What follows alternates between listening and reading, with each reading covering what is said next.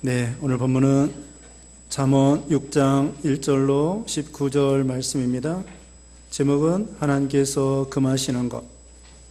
네, 하나님께서 금하시는 것 몇 가지 나와 있습니다. 첫째로 보증을 서지 마라. 보증을 서지 마라. 1절로 5절입니다. 두 번째, 게으르지 마라. 게으르지 마라. 6절로 11절입니다. 세 번째, 악한 자를 사귀지 마라. 세 번째, 악한 자를 사귀지 마라. 12절로 15절. 네 번째, 하나님께서 싫어하는 것. 하나님께서 싫어하는 것 16절로 19절 나와 있습니다. 1절 말씀에 내 아들아 네가 만일 이웃을 위하여 담보하며 타인을 위하여 보증하였으며 내 입의 말로 네가 얽혔으며 내 입의 말로 인하여 잡히게 되었느니라. 내 아들아 네가 내 이웃의 손에 빠졌은즉 이같이 하라. 너는 곧 가서 겸손히 네 이웃에게 간구하여 스스로 구원하되. 네, 보증 쓰지 말라는 것입니다. 특별히 재정보증 서지 말라는 거예요. 아무리 친한 친구들이라도 돈을 보증 써달라. 집을 담보로 하고 땅을 담보로 해서 이렇게 돈을 빌려달라고 하는 거 빌려주면 안 됩니다. 여기 성경에 또 다른 곳에 몇 군데 있습니다. 자, 11장 15절 찾아보겠습니다. 11장 15절에 타인을 위하여 보증이 되는 자는 손해를 당하여도 보증이 되기를 싫어하는 자는 평안하니라.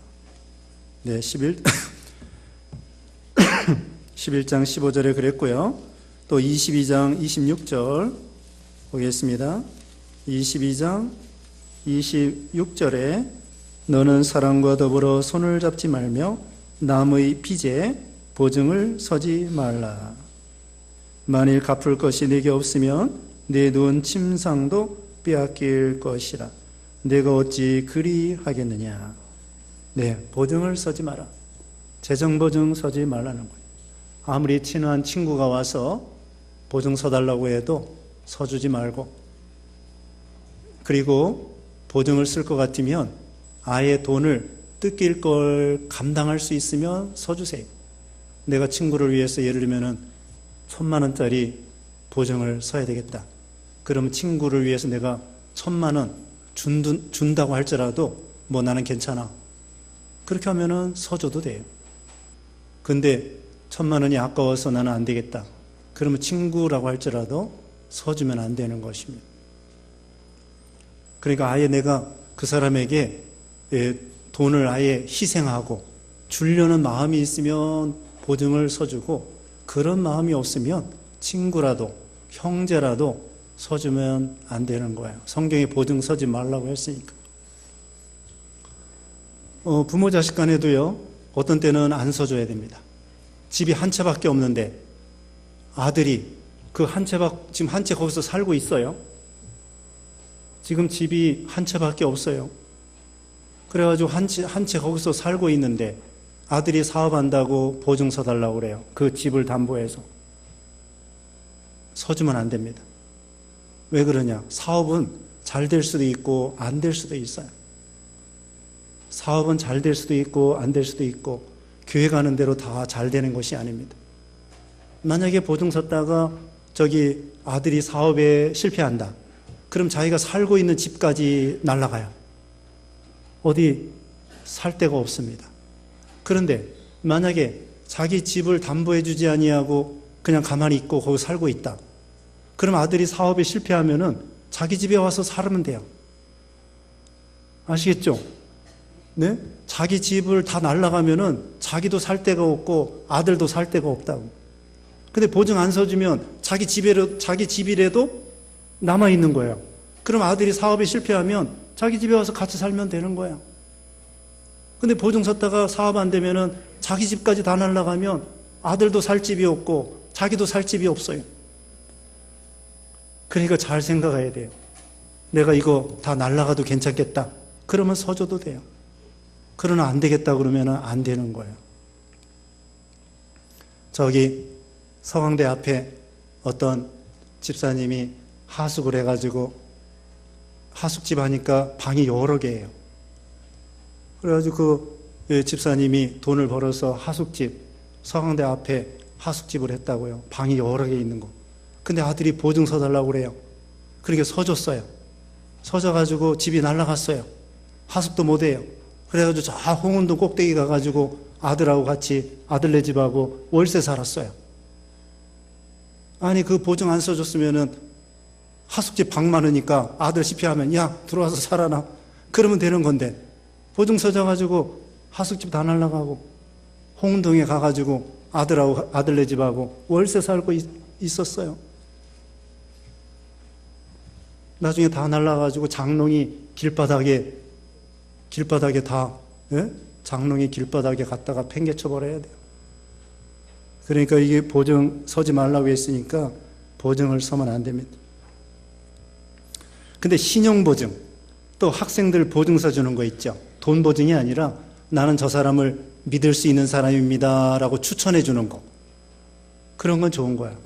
정말 그 사람이 신실하고 충성되면은 이 학생을 그 학교로 추천해 드리겠습니다. 그렇게 추천하는 거, 그런 건 좋은 거예요. 저 사람이 목사 한 수 받을 만한 믿음이 있습니다. 그렇게 추천해 주는 거예요.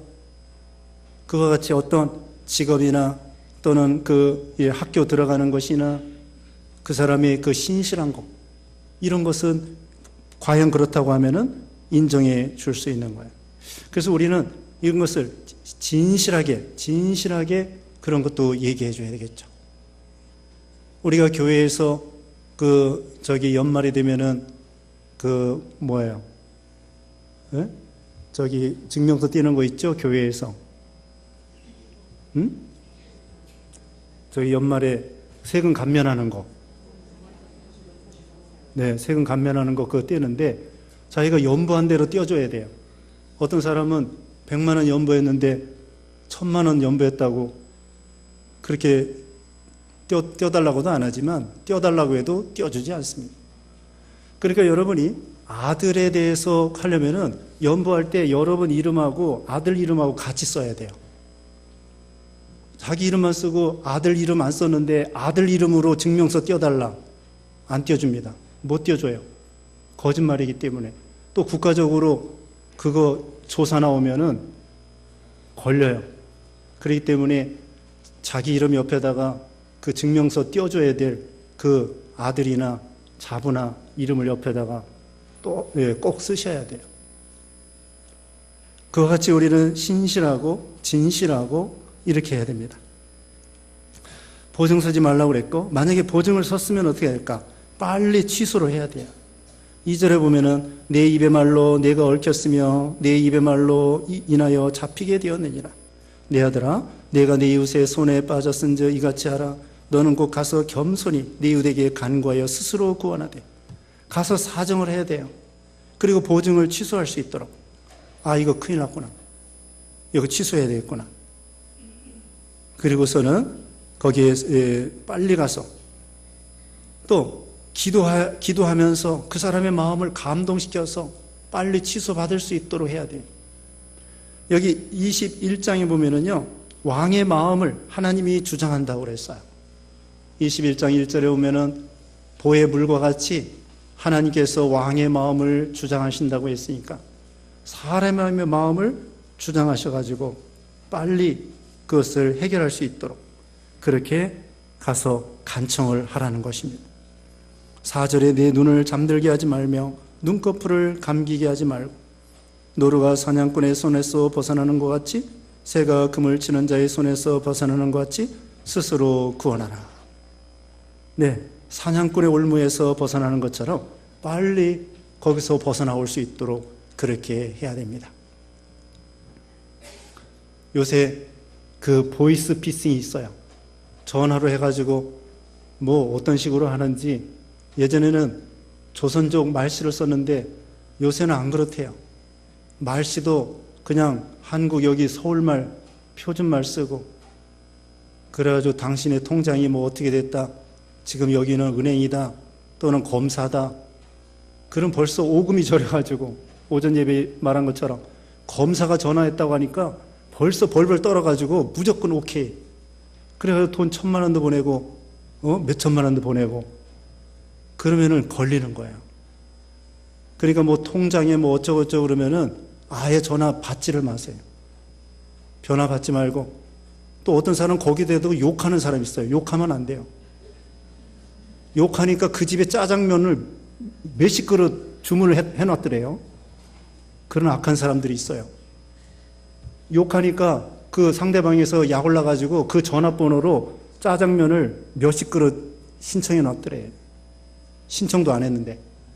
그런 악한 사람도 있으니까 욕하지 말고 순수하게 그냥 끊어버려야 돼요. 저기 어느 교회 집사님은요, 아들이 폭력배한테 잡혀있다고 전화가 온 거예요. 그리고 아들이 막 죽는 소리를 하는 거예요. 빨리 1,000만 원 보내라고. 그래서 얼떨떨 정신이 나가서 1,000만 원 보냈어요. 그래가지고 그 다음에 아들한테 전화하니까 엄마 왜 그래? 엄마 왜 그래? 여기 잘 있는데 왜 그래? 1,000만 원 날라갔어요. 그와 같이 요새 별 악한 사람들이 있습니다. 아들 군대 갔는데 아들이 사고 쳤다고 돈 붙이라고. 아들하고 확인도 하기 전에 미리 돈 붙이는 거야. 그런 그 보이스 피싱에 걸리는 거예요. 어떤 사람은 경찰도 저기 넘어갔대요. 경찰도 넘어갈 정도로 그렇게 이 수단 방법이 아주 교묘합니다. 그러니까 누가 통장 뭐 어쩌고저쩌고 그러고 어디 뭐 검사다, 은행이다, 돈 붙여라. 그럴 때 절대로 붙이면 안 되고요. 물어봐야 돼요. 경찰에 물어보고 다른 은행에 물어보고. 요새 정말 눈 뜨고 코 베가는 세상이라고 그랬죠. 네, 보증 쓰지 않도록 그렇게 해야 됩니다. 그 다음에 6절에 게으른 자여 계미에 가서 그가 하는 것을 보고 지혜를 얻어라. 계미에게 배우라고 했습니다. 여기 게으른 자여 하는 거 보니까 계미는 어떻다는 거예요? 부지런하다는 거예요. 7절에 계미는 두령도 없고 감독자도 없고 통치자도 없으되 먹을 것을 여름 동안에 예비하며 추수 때에 양식을 모으느니라. 게으른 자여 내가 어느 때까지 누워 있겠느냐? 내가 어느 때에 잠이 깨어 일어나겠느냐? 좀 더 자자, 좀 더 졸자, 손을 모으고 좀 더 누워 있자 하면 내 빈궁이 강도같이 오며 내 곰핍이 군사같이 이르리라. 자, 개미의 특징은 부지런한 것입니다. 개미들 쉬지 않고 일해요. 여기 길바닥에 보면은요, 개미들 얼마나 왔다 갔다 하는지 몰라요. 부지런히 왔다 갔다 합니다. 개미는 부지런한 거예요. 그 다음에 개미는 뭐 하는 것이냐? 준비성이 있어요. 예비한다고 그랬죠? 8절에 보면은. 먹을 것을 여름 동안에 예비하며 추수 때 양식을 모으느니라. 예비하고 준비하는 그런 이 개미입니다. 배짱이는 맨날 노래 부르고 그러다가 일도 안 하고 그러다가 그 이솝 이야기가 있잖아요. 그 다음에 겨울에는 얼어 죽는 거예요. 근데 개미는 땅속 깊이 먹을 걸 다 저장해 놓고서는 겨울 통과한 다음에 봄에 또 나와가지고 열심히 일하는 거예요. 예비하는 것입니다. 그 다음에 개미는 두령도 없고 감독자도 없는데 일을 잘한다는 거예요. 자발적입니다. 자발적. 누가 시켜서 하는 게 아니에요. 누가 시켜서 하는 것이 아니라 자발적으로 열심히 하는 거예요. 참 이게 개미의 특징입니다. 자, 우리도 부지런해야 되겠는데요. 부지런한 거에 대해서 또 잠언에 여러 군데 나와 있습니다. 10장 4절 보겠습니다. 10장 4절에 손을 게으르게 놀리는 자는 가난하게 되고 손이 부지런한 자는 부하게 되느니라. 또 10장 26절입니다. 10장 26절에 게으른 자는 그 부리는 사람에게 마치 이에 식초 같고 눈에 연기 같으니라. 게으른 자는 부리기가 어렵다는 거예요. 또 12장 24절입니다. 12장 24절에 부지런한 자의 손은 사람을 다스리게 되어도 게으른 자는 부림을 받느니라. 네, 열심히 일해야 되겠죠. 우리가 세상 일도 열심히 하고요, 믿는 일도 열심히 해야 됩니다. 여기 게으르다고 하는 것은 동작이 느리다는 게 아니에요. 동작이 느린 사람이 있어요. 성격이 급한 사람이 있어요. 뭐 급한 것도 좋은 점이 있고 나쁜 점이 있고 또 느린 것도요, 좋은 점이 있고 나쁜 점이 있어요. 네, 급하다고 해서 반드시 좋은 건 아닙니다. 반드시 좋은 건 아니에요. 어떤 길을 쭉 한 10명이 길을 가는데 앞 사람이 길을 잘못 들었어요. 뒤로 돌아가. 어떤 사람이 길을 이제 쭉 가는데 길을 잘못 들었어요. 그래가지고 모든 사람이 뒤로 돌아가. 그리고 제일 앞선 사람이 꼴찌가 되는 거예요. 길을 잘못 들었다고요. 그렇게 먼저 간다고 반드시 앞서는 것이 아니에요. 승질이 급하다고 해서 반드시 유익이 되는 것이 아닙니다. 또 느리다고 해서 반드시 손해나는 건 아니에요. 여기 게으르다고 하는 것은 동작이 느리다는 게 아니에요. 동작이 느릴 수 있습니다. 게으른 것은 뭐가 게으른 거냐? 할 일을 하지 않는 사람이 게으른 거예요. 할 일을 하지 않는 거, 그게 게으른 거야. 아니, 마땅히 설거지 해야 되는데 설거지 안 해놓고, 마땅히 빨래 해야 되는데 빨래 안 해놓고, 마땅히 와이셔츠 다려놔야 되는데 와이셔츠 다려놓지 않고, 그게 게으른 거예요. 동작이 느린 게 아닙니다. 게으른 건 뭐냐? 해야 될 일을 하지 않는 거예요. 우리 믿는 사람이 마땅히 기도해야 되는데 기도하지 않는 거, 그게 게으른 거예요. 마땅히 성경 봐야 되는데 성경 안 보는 거, 그게 게으른 거예요. 그러니까 마땅히 해야 될 일을 하지 않는 거, 그게 게으른 것입니다. 그래서 세상 일도 열심히 해야 됩니다. 오히려 사장님이 일찍 출근해요. 늦게 퇴근하고. 회사를 살펴야 되기 때문에. 그래야 회사가 잘 됩니다. 음식점 운영하는 사장님도요, 이제 음식점이 잘 된 다음에는 이제 사장님이 거기 카운터에 붙어 있지도 않고 테니스 치러 다니고 골프 치러 다니고, 일한 다음에 골프 치러 다니는 거 좋아요. 근데 일하는 도중에 골프 치러 다니고 그냥 직원들에게 다 맡기고 나중에 회사 또 음식점 점점 안 됩니다. 돈 벌었다고 해가지고 사장님이 돌아다니기나 하고 그러면 안 되는 거예요. 돈 벌었어도 마음을, 초심을 잃지 말고 계속 그 가게에 붙어 있어야 돼요. 그리고 손님 오면은 인사를 깍듯이 하고, 저 사람 누구예요? 사장님이라고. 사장님이 직접 와가지고 인사하시네. 그러면 그 고객들이 좋아해요. 사장님이 이렇게 깍듯이 환영하고 영접하네. 좋아해요. 다음에 또 갑니다. 그게 부지런한 거예요. 연구해가지고 어떻게 하면은 이 사업을 잘할까? 이 회사를 잘할까? 이 음식점을 잘할까? 이 양화점을 잘할까? 그러면서 노력을 하는 거예요. 또 고객들이 무슨 어려운 점이 없는가? 그냥 이문만 많이 남기려고 하면 안 돼. 이문을 적당히 남기고 그 다음에 고객을 위해서 희생을 해야 돼요. 그래야 고객이 좋아해요. 그래야 장사가 잘 된다고. 어떤 종업원이 사장님이 자기 뭐라고 한다고 해가지고 이 음식점 망하라고 고기를 막 넣어줬대잖아요. 막 넣어줬어. 이 가게 음식점 망하라고. 그랬더니 망하기는 뭐 망해. 고기를 많이 주니까 그 다음에 손님들이 더 많아져가지고 가게가 더 잘 됐대잖아요. 그러니까 손님들에게 고기도 더 주고 반찬도 더 주고,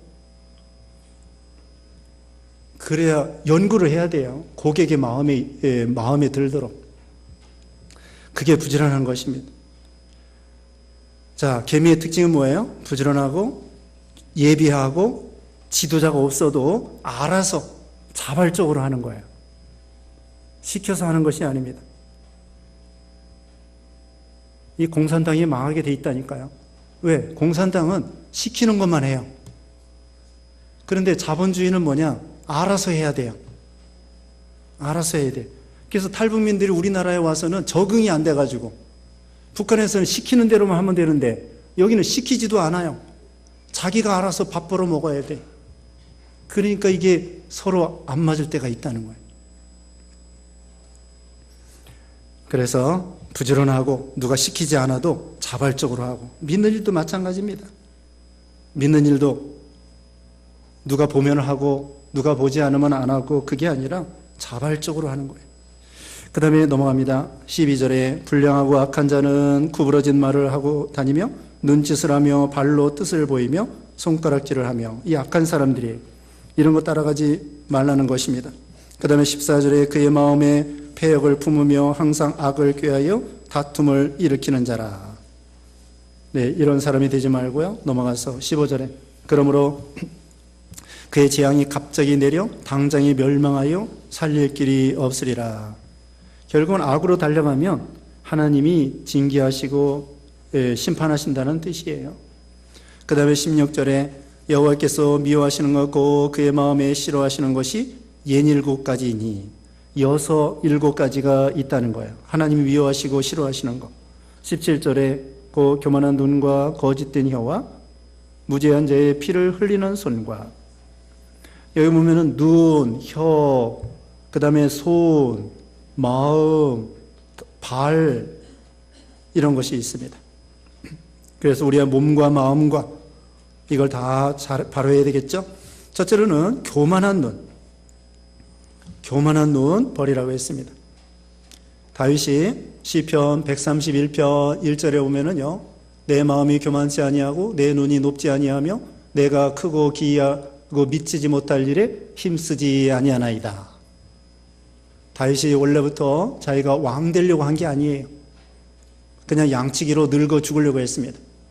근데 하나님이 다윗에게 골리앗을 이길 수 있는 기회를 주시고 양치기 하면서 실력을 준비했습니다. 골리앗을 이길 그 실력을 준비한 게 아니고 그냥 양치면서 물맷돌 늘 던져본 거예요. 물맷돌 골리앗을 이길 때 5개를 가지고 이 물매를 가지고 갔는데 하나 가지고 딱 던지니까 골리앗의 이마에 박혔습니다. 다윗이 평생 한 번도 물맷돌을 던져보지 않았을까요? 수없이 던져봤어요. 왜냐하면 양 도적이 있어요. 오전 예배 시간에도 말했지만은 양 도적이 있습니다. 양을 늘 울타리에 가둬놓는 게 아니에요. 이곳에 가서 뜯기고 저기 가서 풀 뜯기고, 그러면은 가다 보면은 뭐 30km도 가야 되고 풀 찾아 50km도 가야 되고, 거기 울타리 없습니다. 그냥 노천의 광야에다가 그냥 거기서 자는 거야.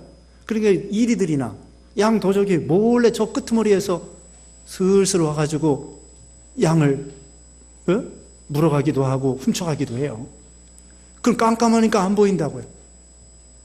그럼 무슨 바스락 소리가 나면은 물맷돌로 그쪽을 향하여 탁 던지는 거야. 그럼 이 도적들이 겁이 나가지고 또 이리들이나 이런 것들이 놀래가지고 도망가는 거예요.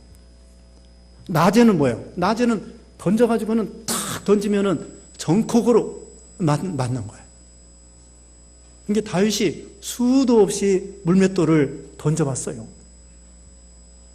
그러다가 실패하고 어떤 때는 되고 실패하다가 되고 실패하다가 되고, 그러다가 골리앗을 한번 딱 치니까 하나님이 도와주시고 인간이 실력을 준비하고 노력해서 이렇게 골리앗을 이길 수 있게 되었죠. 그러다가 나중에는 왕이 된 거예요. 그러니까 원래부터 다시 말씀드리면 다윗이 왕이 되려고 한 것이 아니고 그냥 하나님으로 만족합니다 이렇게 했는데 하나님이 높여주신 거예요. 그러므로 우리는 교만, 누구나 다 교만합니다. 신앙적인 교만도 교만이에요. 내가 잘 믿는다, 그것도 교만입니다. 그러므로 우리는 다 하나님의 은혜입니다. 하나님의 은혜인 줄 알아야 돼요. 오전 시간에 그랬죠? 사망의 음침한 골짜기 우리가 종종 통과했습니다. 알게 모르게. 지금까지 살아온 거, 사망의 음침한 골짜기를 좀 통과하신 거예요. 그런데 내 힘으로 사망의 음침한 골짜기를 통과한 게 아니라 하나님의 은혜로 여기까지 온 거예요. 여러 번 죽을 뻔했는데 하나님의 은혜로 살아온 거죠. 그러니까 우리는 늘 겸손하고 감사할 것밖에 없어요. 그 다음에 두 번째로는 거짓된 혀. 네, 거짓된 혀. 우리가 거짓말하지 말고 생명을 사랑하고 좋은 날 보기를 원하는 자는 혀를 금하고 악한 말을 그치라 그랬습니다. 그러므로 우리는 말에 있어서 진실한 말. 그 다음에는 무죄한 자의 피를 흘리는 손. 네, 무죄한 자를 죽이지 말라는 것입니다. 억울하게 하지 말고 그 도와주고 사냥꾼의 올무에 걸린 사람을 도와주는 사람이 돼야 돼요. 죄 없는 사람을 억지로 죄 있다고 죽이면 안 되는 것입니다. 그 다음에 18절에 악한 계교를 꾀하는 마음과 빨리 악으로 달려가는 발과, 네, 악한 계교를 꾀하는 마음, 우리가 선한 의도를 가져야 됩니다. 선한 계획을 가져야 돼요. 악을 꾸미면 안 됩니다. 그래서 어떻게든지 참 좋은 생각, 그 고성남 목사님이 늘 강조하는 게 그거예요. 선한 마음, 선한 말, 선한 행동. 늘 그 고목사님이 강조하시는 거. 선한 생각을 품고 선한 말을 하고 선한 행동을 하라는 거예요. 그 참 좋은 것입니다. 우리가 악을 꾀하는 악한 마음, 악한 행동, 그걸 버리라는 거죠. 그 다음에 빨리 악으로 달려가는 발과, 네, 악으로 달려가는 발은 행동을 가리켜요. 그러니까 죄 짓는 발, 그 하나님이 싫어하시는 거죠. 이사야 52장 7절에는요, 복음을 들고 산을 넘는 발이 어찌 그리 아름다운고. 복음을 들고 산을 넘는 발이 어찌 그리 아름다운고. 복음 전하는 발 참 아름답습니다. 여러분이 예배당으로 오는 발, 이거 하나님이 얼마나 기뻐하시겠어요. 신방 다니는 발, 봉사하는 발, 그 하나님이 기뻐하셔요. 예쁘게 보십니다. 발을 예쁘게 보시는 거예요. 근데 발 이쁜 사람 없어요. 여러분 발 내가 안 봤지만 다 알아. 발은 다 못생겼습니다. 대개가. 그런데 어떤 발이 아름다워요? 네, 참 복음 전하는 발, 순종하는 발, 봉사하는 발, 예배당에 오는 발, 그거 참 하나님이 예쁘게 보아주시는 거예요. 그 대신에 악으로 달려가면 그것은 안 좋은 발입니다. 그 다음에 19절에 거짓을 말하는 망령된 증인과 및 형제 사이를 이간하는 자니라. 거짓말하는 망령된 증인, 거짓 증인 하지 말라고 그랬죠? 9번째 계명에 거짓 증거하지 마라. 네, 거짓 증거 잘못하면은요 상대방 죽습니다. 저 사람 살인 안 했는데 살인했다고 하면은 그 사람 죽을 수도 있어요. 그러니까 이 거짓 증거하지 말고 진실한 옳다 아니다 그렇게 해야 돼요.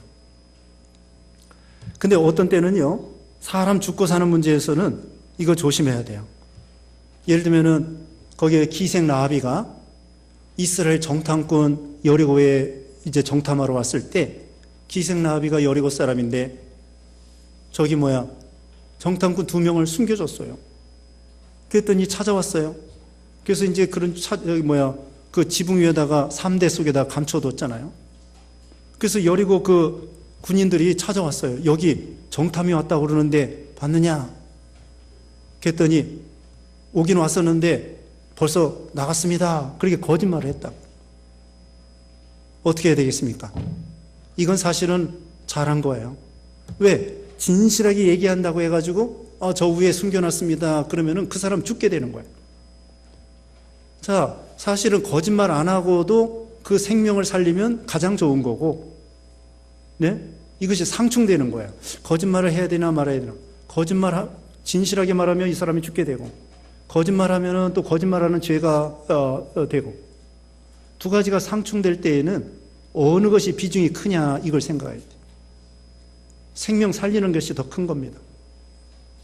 그래서 할 수 없이 거짓말 안 하면서 생명을 살리면 가장 좋은 거고, 이때는 할 수 없는 거예요. 기생 라합이가 거짓말을 해서라도 그 정탐꾼을 생명을 살리는 거예요. 어쨌든 우리는 거짓말하는 망령된 증인, 거짓 증인 하지 말라는 것입니다. 또 형제 사이를 이간하는 자니라. 네, 형제 사이를 화평케 하는 자는 복이 있나니 하나님의 아들이라 일컬음을 받을 것이며 그랬죠. 우리는 불난집에 부채질하는 사람이 되지 말고 어떻게 해야 돼요? 화목시키는 사람이 돼야 돼요. 싸움은 말리고 흥정은 어떻게 하라고 했습니까? 흥정은 붙이고 싸움은 말리라고 했습니다. 그러니까 우리 예수 믿는 신자들이 화목시키는 사람이 돼야 돼요. 화목시키는 사람. 혹시 오해하면은 찾아가는 거예요. 오해한 사람에게. 사실은 그게 아니라고. 저 사람이 나쁜 의미로 그렇게 얘기한 것이 아니라고. 그러면서 서로 오해를 풀어주고 중개를 잘해야 돼요. 서로 화목을 시키고 사이좋게 지내게 하고, 그래서 이것이 바로 이 생명을 살리는 거죠. 서로 미워하고 죽이고 그것은 옳지 않습니다. 그래서 오늘 여러 가지 말씀인데, 계미에게 배워라. 그 다음에 불량하고 악한 길을 걸어가지 말라. 그 다음에 하나님이 싫어하는 67가지가 있다고 했습니다. 교만, 또 피 흘리는 손, 또 악을 꾀하는 마음, 악으로 달려가는 발, 이런 것을 버리고 정말 선한 말, 선한 생각, 선한 행동, 이런 믿음 되어야 되겠습니다. 잠시 기도하겠습니다. 같이 기도하겠습니다. 거룩하신 하나님 감사합니다. 우리를 구원하시고 우리 하나님이 거룩하니 너희도 거룩하라고 말씀하신 주님, 우리가 하나님 말씀대로 참으로 선을 행하고 선한 마음과 선한 생각과 선한 행동을 할 수 있는 그런 믿음이 되게 하시고, 아버지 하나님, 우리도 계미에게 배우라고 했습니다. 부지런하게 열심으로 믿는 일 열심히 하고 세상 일도 열심히 하는 그런 믿음들 되게 해주시고, 준비하는 믿음, 천국을 준비하고 내세를 준비하고 환난을 준비하는 그런 믿음들 되게 하여 주시고, 누가 시키는 사람 없어도 자발적으로 모든 일을 해나가는 그런 우리가 되게 하여 주시옵소서. 또 한 주간 동안에 먹든지 마시든지 무엇을 하든지 하나님의 영광을 위해 사는 우리 모두가 되게 하시고, 가정마다 은혜와 평강이 넘치도록 은혜를 허락하여 주시옵소서. 또 국가적으로도 위정자들에게 정치를 잘하게 하시고, 또 지방선거 참으로 유능한 일꾼들을 뽑아서 국가적으로 모든 면에 형통하도록 인도해 주시고, 또 북미 정상회담도 하나님이 도와주시어서 우리나라가 유익이 될 수 있도록 하나님이 인도해 주시옵소서. 예수님의 이름으로 기도드리옵나이다. 아멘.